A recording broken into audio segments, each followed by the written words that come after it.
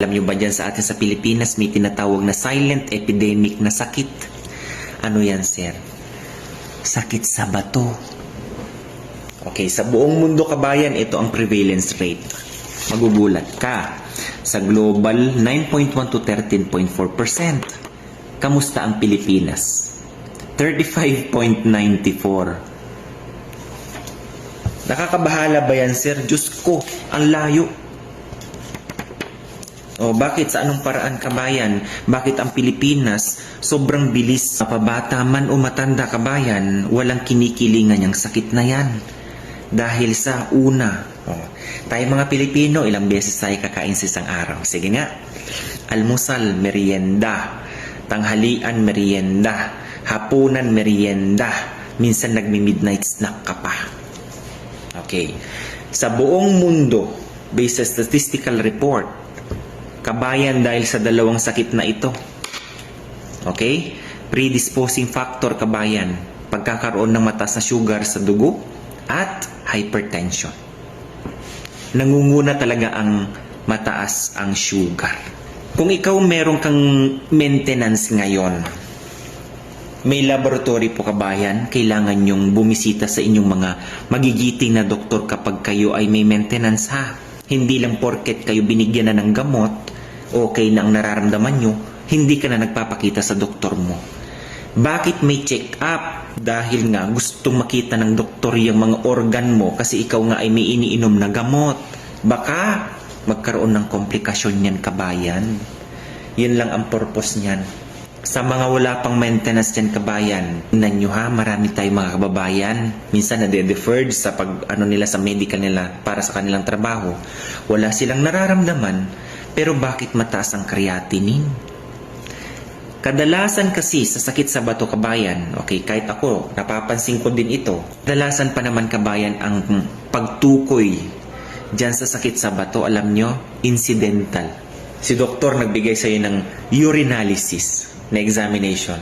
Nakita niya, bakit meron kang protina na napakataas? Bakit may dugo ka sa ihi?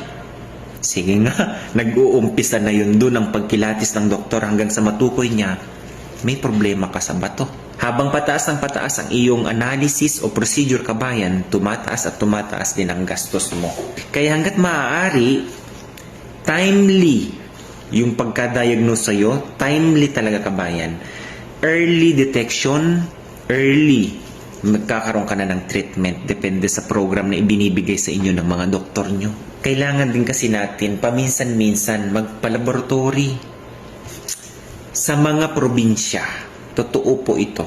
Bihira po ang mga tao na nagpapatingin ng kanilang mga blood analysis unless na hindi na nila kaya yung nararamdaman saka pupunta sa doktor.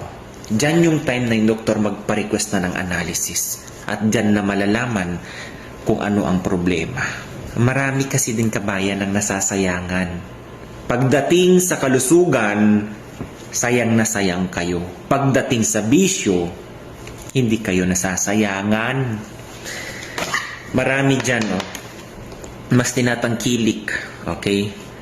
Yung mga flavored na inumin, highly processed na inumin, kaysa sa tubig. Yung hydration ng katawan, sa totoo lang, kapag kayo mahilig sa mga ganyang inumin na malalasa, masasarap ang lasa, hindi yan tama kabayan. Mas lalo kang madidehydrate dyan. Sabayan mo pa ng mga bisyo. Kung ang idedeposito mo sa katawan mo ay yung maayos at maganda, ibinibigay mo dyan, maganda din ang epekto. Pero kung puro mga pang-aabuso ang ginagawa mo sa kalusugan mo, hahantong yan kabayan sa hindi maganda. Direct to the point, kailangan na nating tanggapin ito. Kapag ikaw may sakit sa bato, irreversible na po yan. Ang pinaka-protocol dyan kabayan, kahit yung doktor namin dito nagsasabi, 4 sila.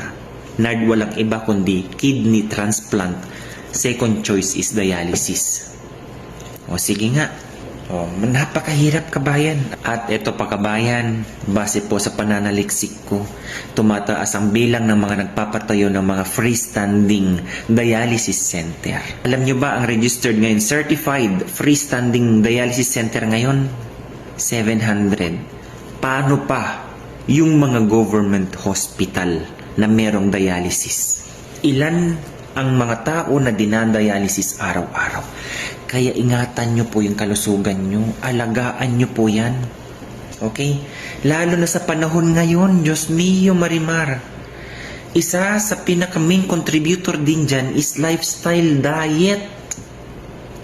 Yung mga kinakain natin, puro mga, kung ikaw mahilig sa mga process, kung mahilig dyan sa mga, nabibili dyan sa labas. Okay, ano bang nilalagay lahat dyan, kabayan? Kung ikaw mahilig sa mga milk tea, sa deep fry, alam mo yun, hindi naman sa kabayan, oo. Kasi gusto mong kumain yan. Hindi problema at walang problema kung kumakain ka yan. Huwag lang araw-araw. Isasama mo pa ang mga karamihan sa atin ngayon nakasedentary. Nakatutok na lang yan dyan sa ganyan. Mas madami po ang inupo o hindi paggalaw kaysa sa pag-exercise. Ano asahan nyo dyan? Sige nga. O isang awareness lang po ito, kabayan, ha?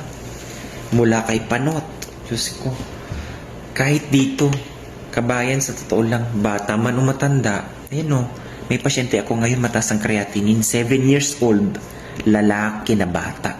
Ang sobrang taas ng sugar niya, umabot ng 400 plus. Kaya yung diabetic o kaya hypertensive yan, ingatan nyo po yan.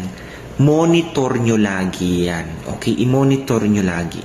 Punta kayo sa doktor nyo, tingnan nyo kung okay pa ba ang mga organ nyo. Ha? Isang paalala lang po yan, kabayan. Naway kapulutan ng aral na may apply sa buhay.